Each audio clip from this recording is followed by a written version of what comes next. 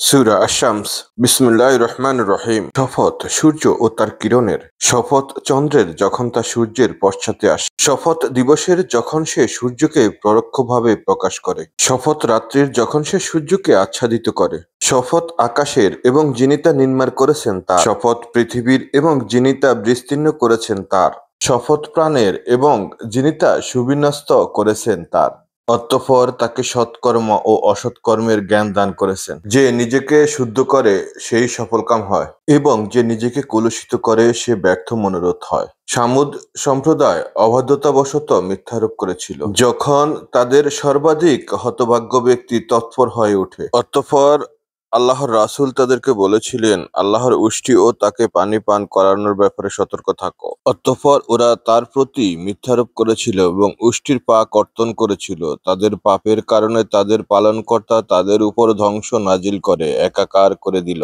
আল্লাহ তাআলা এই ধ্বংসের কোনো বিরূপ পরিণতি আশঙ্কা করেন না। এতক্ষণ শুনলেন সূরা আল শামসের বাংলা অর্থ।